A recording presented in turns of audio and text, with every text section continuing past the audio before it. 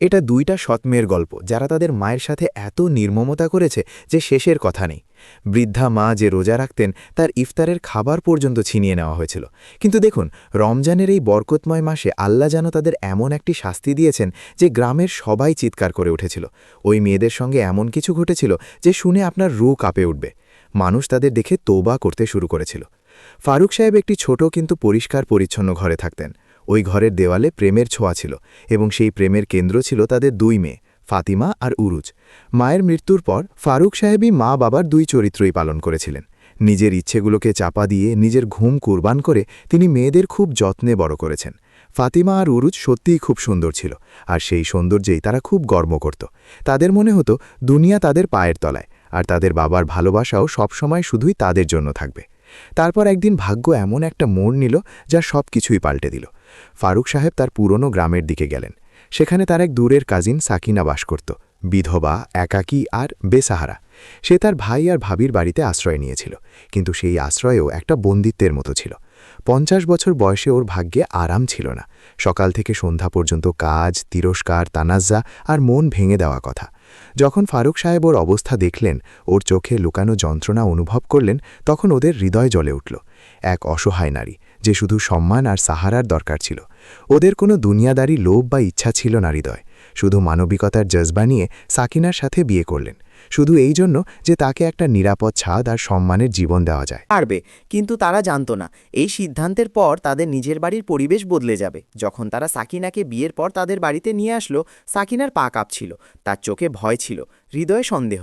সে জানত যে সে কারো জায়গা নিতে আসেনি, তবুও সে নিজেকে অপরিচিত মনে করছিল। দরজা খোলা হলো। ফাতিমা আর উরুজ যখন সেই মহিলাকে তার বাবার সঙ্গে দেখল, তাদের মুখের রং বদলে গেল। চোখে বিস্ময়, তারপর রাগ, আর পরে ঘৃণার শিখা। আমরা তাকে মা হিসাবে মানি না, ফাতিমা চিৎকার করে উঠল। আমাদের মা মারা গেছে, ওই মেয়েটা আমাদের আব্বুকে আমাদের থেকে ছিনিয়ে নেবে। উরুজের কণ্ঠঙাপ ছিল, কিন্তু তার মধ্যে দুঃখের চেয়ে গর্ব আর রাগ ছিল বেশি। সাকিনা চুপচাপ দাঁড়িয়েছিল, তার হাত কাঁপছিল, চোখ নামানো ছিল। সে এক মুহূর্তও কোনো ব্যাখ্যা দেওয়ার চেষ্টা করেনি। না সে মা বলা জিদ করেছিল, না ভালোবাসা চেয়েছিল। সে শুধু দরজার কাছে দাঁড়িয়েছিল, যেন কোনো আদালতে অপরাধী। বাড়ির বাতাবরণ ভারক্রান্ত হয়ে উঠেছিল। ফারুক সাহেবের মুখে দুঃখ স্পষ্ট দেখা যাচ্ছিল। একদিকে ছিল সেই মেয়েরা যাদের জন্য তিনি সবকিছু ত্যাগ করেছিলেন, আর অন্যদিকে ছিল সেই মেয়ে যার জন্য তিনি শুধু জুলুম থেকে বাঁচানোর জন্য সাথ দিয়েছিল। সাকিনার চোখের ধারে জল জমে গিয়েছিল, কিন্তু সে চোখের যা করতে পারেনি। সে জানত এই ঘরে তাকে শুধুই পরীক্ষাই ভোগ করতে হবে, গ্রহণযোগ্যতা নয়। আর সে চুপচাপ সেই পরীক্ষার দরজায় পা রেখেছিল। ফারুক স্যার শুধু 2 দিন সাকিনার সাথে ছিলেন। শহরে তাদের দোকানের ব্যবসা ছিল, দায়িত্ব ছিল, তাই ফিরে চলে গিয়েছিলেন। পরের মাস ছিল রমজান, কাজের প্রচণ্ড চাপ ছিল, আর এভাবেই সাকিনা ওই ঘরে একা থেকে গেল। এমন এক ঘরে যেখানে সে থাকত, কিন্তু কোনো রকমের অপনীয়তা তার জন্য ছিল না। ভাগ্য ছিল না। সে সত্যি মন থেকে ফাতিমা আর উরুজকে নিজের মেয়েদের মতোই ভাবত। তাদের জন্য খানা রান্না করত, কাপড় গোছাতো, বাড়ি সাজাতো, আর সারাক্ষণ তাদের আরামের খেয়াল রাখত। কিন্তু বদলে পেত শুধু কটু কথা। তুমি আমাদের মা নও, আমরা তোমার মতো একজন মেয়েকে মা হিসেবে মানি না। তুমি আমাদের থেকে আমাদের বাবাকে ছিনিয়ে নিয়েছ। কালকে তুমি আমাদের সব টাকা খেয়ে ফেলবে। এই কথাগুলো প্রতিদিন তার কানে ঝড়ের মতো বাজত। সাকিনা প্রতিবার চুপচাপ থাকত। বুড়ো হাড়গোড়ে এত শক্তি কথায় যে সে তার যৌবন কন্যাদের সঙ্গে লড়াই করত। আর সত্যি কথা হলো, সে অত্যাচার আর নির্যাতনের অভ্যস্ত হয়ে গেছে। আগে বড় ভাইয়ের বাড়িতে সহ্য করেছিল, এখন এখানে। ও তার ধৈর্যই একমাত্র ভরসা ছিল। জ্বর হচ্ছিল, মন ভারাক্রান্ত, হাত কাঁপছে। তবু বাড়ির সব কাজ তারই দায়িত্বে ছিল। কাপড় ধোয়া, বাসন মাজা, পরিষ্কার পরিচ্ছন্নতা, রান্না করা, এমন কোনো কাজ ছিল না যা তার ভাগ্যে পড়ত না। আর সে কোনো অভিযোগ ছাড়াই সব করত, যেন এটাই তার নিয়তি। তারপর রমজান উল মুবারক, পবিত্র মাস এসে গেল। এই মাস সাকিনার জন্য শান্তির বার্তা নিয়ে এসেছে। সে আল্লাহর খুব কাছাকাছি ছিল। বেশিরভাগ সময় নামাজ, তাসবিহ আর কুরআনে তেলাওয়াতে কাটাত। গুজরাতি নামাজে মাথা ঝুঁকে সে নিজের মনকে হালকা করত, চোখের জল ঝরিয়ে আল্লাহর সঙ্গে কথা বলত। কারো কাছে কোনো অভিযোগ করত না, শুধু নিজের রাবের কাছে মন খুলে গোপন কথা বলত। রমজানের প্রথম সেহেরি ছিল। রাতের শেষ ভাগে সাকিনা ধীরে ধীরে উঠে পড়ল। হাড়ে ব্যথা ছিল, কিন্তু হৃদয়ে ইবাদতের আনন্দ ভরপুর। সে রান্নাঘরে গেল, চুলা জ্বালালো, আটা মেখে রুটি বানালো, তরকারি গরম করল। তার মন চেয়েছিল প্রথম সেহেরি সবাই মিলে খাওয়া হোক। হয়তো এই বরকতময় মাসের বরকত দিয়ে হৃদয়েও নরম ভাব আসবে। সে বারবার দরজার দিকে তাকিয়ে রইল, হয়তো ফাতিমা আর উরুজ নিজেরাই উঠে পড়বে। কিছুক্ষণ অপেক্ষা করল, কিন্তু ঘর থেকে কোনো শব্দ এলো না। অবশেষে ভয়ে ভয়ে সে তাদের ঘরের দিকে এগোলো। পা যেন মাটির সঙ্গে লেগেছিল। দরজা ধীরে ধীরে কেকড়ানো হলো। তারপর নরম আওয়াজে বলল, মেয়েরা, সাহারি করার সময় হয়ে গেছে, উঠে পড়ো। তার কথা পুরো করবার আগেই দুজন হঠাৎ চেঁচিয়ে উঠে বসল। বুড়ি বলল, তোমার কি কোনো শান্তি নেই? আমাদের তো ঘুমোতেও দেয় না। কি বিপদ এসে পড়েছে? ফাতিমা জেগে বলল। সাকিনা দ্বিধায় বলল, মেয়েরা, আজ সাহারির প্রথম দিন, উঠে সাহারি করো আর রোজা রাখো। এই কথা শুনেই দুজন চেঁচাতে লাগল। বলল, নিজের জিহ্বাকে কাবু কর। আমাদের বলার দরকার নেই যে আমাদের রোজা রাখতে হবে কিনা। তোমাকে কে অধিকার দিয়েছে আমাদের পাঠ পড়ানোর? এখান থেকে চলে যাও। সাকিনা চুপচাপ ফিরে এলো। সে রান্নাঘরে গেল, নিজের জন্য সাহারি তৈরি করল। মনটা খারাপ ছিল। আল্লাহর নাম নিয়ে সাহারি খেতে শুরু করল। মনে জোরালো ইচ্ছে জাগল, কাশ উরুজ আর ফাতিমাও তার সাথে সাহারি করত। সাহারি শেষ করে সে আল্লাহর কাছে কৃতজ্ঞতা জানালো। পরের দিন যখন সাকিনা সাহারির জন্য উঠল, রান্নাঘরে গেল। আজ রান্নাঘরে স্বাভাবিকের চেয়ে বেশি নীরবতা বিরাজ ছিল। সে ধীরে ধীরে ফ্রিজের দিকে এগিয়ে গেল এবং তার পা সেখানেই থেমে গেল। ফ্রিজে তালা লেগেছিল। খাবারে সব জিনিসপত্র ভিতরে বন্ধ ছিল। বাইরে শুধু খালি টেবিল আর নীরবতা। এক মুহূর্তের জন্য তার চোখ পাথরের মতো হয়ে গেল। তারপর ভেজা ভাব ভাসতে শুরু করল। সে তালা ছুঁয়েও দেখল না, শুধু ধীরে ধীরে ঘুরে দাঁড়ালো, গ্লাসে পানি ঢেলল এবং 2 হাত দুয়ার জন্য তুলে নিল। ওয়া আল্লাহ, তোমার কৃতজ্ঞতা, তুমি পানি দিয়েছ। সে শুধু পানি খেয়ে রোজা পালন করল। অসহায় হয়ে সে দুয়ার জন্য হাত তুলে কেঁদে কেঁদে আল্লাহর কৃতজ্ঞতা জানালো এবং উরুজ আর ফাতিমার হিদায়েতের জন্য দোয়া করল।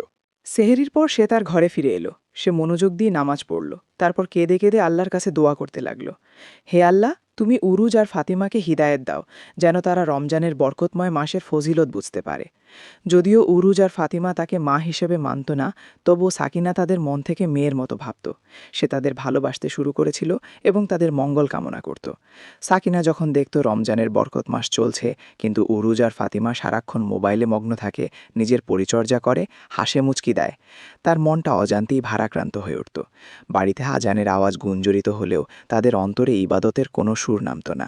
সাকিনার চোখে জল জমতে শুরু করত, আর বুকের ভেতর একটা ঠান্ডা আহ ধীরে ধীরে চাপা পড়ে থাকত। একদিন সে সাহস করে খুবই গুরুত্ব সহকারে বলল, মেয়েরা, রমজান মাসটা বরকতের মাস। এই মাসে আল্লাহকে রাজি করতে হয়। বছর জুড়ে আমরা খাই আর খাই, কিন্তু এই মাসটা রোজার মাস। তোমাদের এখন রোজা রাখা ফরজ, নামাজও পড়তে হবে। এখনই সময় ঠিক হতে। এই কথা শুনে উরুজের চোখে রাগ আগুনের মতো জ্বলে উঠল। সে চিৎকার করে বলল, তুমি কে যে আমাদের ধর্ম শেখাতে আসছো? তোমার নিজের কাজের কাজ রাখো, না হলে তোমাকে বাঁচিয়ে রাখবো না। তুমি কে এমন কথা বলার? ফাতিমাও রুক্ষ স্বরে চিৎকার করে উঠল, মুখ বন্ধ রাখো বুড়ি, বেশি বড় হওয়ার দরকার নেই। তুমি কে যে আমাদের ধর্ম শেখাবে? এখন এখান থেকে চলে যাও। এই কঠিন আর নির্মম কথাগুলো সাকিনার মন যেন ছিন্ন ভিন্ন করে দিল। তার চোখে জল জমে গেল, ঠোঁট কাঁপতে লাগলো, কিন্তু সে কোনো উত্তর দিল না। সে শুধু নীরবে ফিরল, তার চোখের জল দুপুরটির মধ্যে লুকিয়ে। প্রত্যেক চোখে ভয় ছড়িয়ে পড়ল। তাদের বাকি শরীর কালো জাতের সঙ্গীতের মতো বদলে গিয়েছিল, কিন্তু কালো ডানা পাখিতে রূপান্তরিত হয়েছিল, আর শুধু মুখগুলো মানুষের মতোই ছিল। সে চিৎকার করছিল, কাঁদছিল। আমরা গর্ব করতাম আমাদের সৌন্দর্য নিয়ে, আমাদের রং নিয়ে। আজ আমরা কালো হয়ে গেছি, আমাদের ওপর আজাব নেমে এসেছে। তাদের কণ্ঠে ছিল আফসোস, ভয়, নিরর্থকতা। মহল্লার লোকজন অবাক হয়ে এই দৃশ্যটা দেখছিল। কেউ কেউ সংকুচিত হয়ে পড়ল, কেউ মুখে হাত ঢেকে নিল, আর কেউ ভয়ে পালিয়ে গেল। সাকিনার হৃদয় থরথর করে উঠল, তার শ্বাস যেন থেমে গেছে। সে এক পা এগোতে পারল না। ওরা দুজন তাদের মানুষের চোখ দিয়ে কেঁদে কেঁদে সকিনার দিকে তাকাচ্ছিল, যেন ক্ষমা চাচ্ছি, যেন সাহায্য চাইছি। হঠাৎ করে পাখির ডানার একটা তীব্র ভরফরানিতে তারা দুজন আকাশের দিকে উড়ে গেল। সহন খালি হয়ে গেল। সাকিনার হৃদয় থেকে এমন একটা হাহাকার বের হলো, যেন তার বুক ছেড়ে গেছে। সে মাটিতে বসে পড়ল আর চোখের জল পড়তে লাগলো। সে কখনো তাদের সৎসন্তান মনে করেনি। সে তোর হৃদয় থেকে তাদের নিজের মেয়ে মনে করত, তাদের খেয়াল রাখত, তাদের জন্য দোয়া করত। ও আল্লাহ, এটা কি হলো? কিছুক্ষণ তারপর সে একটু সামলে নিল আর তাড়াতাড়ি মসজিদের দিকে চলে গেল। মসজিদের ইমাম সাহেবের কাছে গিয়ে কেঁদে কেঁদে পুরো ঘটনা বলল। ইমাম সাহেব গভীর নিঃশ্বাস সিরিয়াস কণ্ঠে বললেন, এটা আল্লাহর শাস্তি তাদের উপর এসে পড়েছে। তারা একটা রোজাদারকে নির্যাতন করেছে, অন্যায় করেছে। গর্ব আর অন্যায়ের ফলটা এটাই। সাকিনার চোখের পানি থামছেই না। কিন্তু আমি তো ওদের আমার মেয়েরা মনে করি। যদি ফারুক সাহেব জানতে পারে, ওর হৃদয় ভেঙে যাবে। ও তো আমার প্রতি দয়া দেখিয়ে মুখ থেকে বিয়ে করেছিল। ইমাম সাহেব মৃদু স্বরে বললেন, তুমিই ওদের। সত্যি মন থেকে ক্ষমা করে দাও। আল্লাহর কাছে দোয়া করো যেন তিনি তাদের সুস্থ করে দেন এবং দ্রুত বাড়ি ফিরিয়ে নিয়ে আসেন। আল্লাহ অনেক দয়ালু। সেই দিন থেকে সাকিনার রাতগুলো বদলে গেল। সে তাহাজ্জুদে উঠে নামাজ পড়ত এবং কেঁদে কেঁদে দোয়া করত, হে আল্লাহ, আমি তাদের ক্ষমা করেছি, তুমি ওদের ক্ষমা করো। তারা নিরাপদে ফিরে আসুক। তাদের হৃদয় থেকে অহংকার দূর করে দাও। কেউ জানত না সে কাওয়ার মতো হয়ে কোথায় চলে গেছে। আকাশ চুপচাপ ছিল এবং সবকিছু আল্লাহর হাতে ছিল। সময় বয়ে গেল। পুরো 29 রোজা পার হয়ে গেল। রমজান শেষের দিকে এসে পৌঁছালো। চাঁদের রাত ছিল, ঘরগুলোতে আনন্দের হুলস্থুল, বাজারগুলোতে রোশনি, কিন্তু সাকিনার বাড়িতে নীরবতা ছিল। আজও সে নামাজ পড়তে বসেছিল। তার সামনে তসবি রাখা ছিল, চোখ ভিজে ছিল, আর ঠোঁটের ওপর শুধু একটা দোয়া ছিল, ও আল্লাহ, আমার ফাতিমা আর উরুজকে নিরাপদে ফিরিয়ে নিয়ে এসো। ওদের হিদায়েত দাও, ওদের মাফ করে দাও। চাঁদ আকাশে ঝলমল করছিল, আর সাকিনার চোখের জল তার দোয়ার সঙ্গে আরশের দিকে উঠে যাচ্ছিল। পরের সকাল ঈদ ছিল। পুরো গ্রামে আনন্দের ঢেউ বয়ে যাচ্ছিল। কোথাও ছোটদের হাসি, কোথাও চুরির ঝনঝনানি, কোথাও মিষ্টি খাবারের সুবাস। প্রতিটি দরজায় শুভেচ্ছার আওয়াজ ছিল, কিন্তু সাকিনার বাড়িতে নীরবতা। সে সাধারণ পোশাকে জামাতের কাছে বসেছিল। চোখে ছিল ঘুম নেই, মনটা অস্থির ছিল। আজ সন্ধ্যার মধ্যে ফারুক সাহেব শহর থেকে আসবেন। সে ভাবছিল কি উত্তর দিবে, কি বলবে যে তার মেয়েরা কোথায় চলে গেছে। ঠিক সেই দ্বিধার মধ্যে দরজায় কড়াকড়ি হলো। সাকিনার হৃদয় জোরে কাঁপতে লাগল। সে ধীরে ধীরে দরজার দিকে এগোলো। হাত কাঁপছিল। দরজা খুলল, আর সামনে দেখে যেন পাথর হয়ে গেল। উরুজ আর ফাতিমা একদম ঠিকঠাক, আগের মতোই। না কোনো সঙ্গী, না কোনো ছায়া, শুধু লজ্জায় মাথা নিচু চোখ। পরেরই ওই মুহূর্তে দুজনেই হাত জোর করে সাকিনার পায়ের কাছে পড়ে গেল। আম্মা, আমাদের মাফ করে দিন। উরুজের কণ্ঠ ভেঙে পড়েছিল। আমরা আপনাদের ওপর অন্যায় করেছি, অহংকার করেছি, আর সেই শাস্তি আমরা ভোগ করেছি। ফাতিমা কেঁদে উঠল। আমরা বুঝে গিয়েছিলাম, সৌন্দর্য আর রং তো সবই মায়া, কিন্তু আপনার হৃদয় অনেক বড়। আপনি আমাদের জন্য দোয়া করেছেন, আমাদের মাফ করে দিয়েছেন। আপনি আমাদের আসল মায়ের থেকেও বেশি। সাকিনার চোখ থেকে অজান্তেই অশ্রু ঝরে পড়ল। সে তাড়াতাড়ি দুজনকেই তুলে নিয়ে বুকের কাছে জড়িয়ে ধরল। মেয়েদের মায়ের হৃদয় সন্তানের জন্য কখনো ঘৃণা থাকে না। আমি তোমাদের হৃদয় থেকে মাফ করে দিয়েছিলাম। আজ প্রথমবার সেই ঘরে সত্যিকারের আপনত্ব নেমে এসেছিল। ঈদের দিনটা সত্যিই তাদের জন্য আনন্দের দিন হয়ে উঠেছিল। সন্ধ্যায় ফারুক সাহেবও শহর থেকে ফিরে এসেছিলেন। যখন তিনি মা আর মেয়েদের মধ্যে সেই ভালোবাসা দেখলেন, একে অন্যকে আলিঙ্গন করে কাঁদতে আর হাসতে দেখে তার চোখও ভিলে উঠল। তিনি তার মেয়েদের একজন মা দিতে চেয়েছিলেন, এবং সাকিনা তো মায়ের থেকেও বেশি প্রমাণিত হয়েছিল। ঘরটা মিষ্টি করে ভরে উঠল, হৃদয়ের তিক্ততা ধুয়ে গেল, এবং ঈদের আনন্দ সত্যিকারের আনন্দে বদলে গেল। এই গল্পটা একটাই শিক্ষা দেয়, মানুষ কখনো নিজের সৌন্দর্য, সম্পদ বা শক্তির ওপর অহংকার করা ঠিক না। কাউকে নিজের থেকে কম মনে করা উচিত না। অন্যায়ের ফল সবসময় খারাপ হয়। মনে রাখো, আল্লাহ সব দেখছে। যদি এই গল্প তোমার মন ছুঁয়ে যায় এবং গল্পটা ভালো লাগে, তাহলে চ্যানেলটা সাবস্ক্রাইব করো আর কমেন্টে বলো গল্পটা কেমন লেগেছে। আমাদের সাপোর্ট করো যাতে আমরা তোমাদের জন্য এমন আরও গল্প নিয়ে আসতে পারি।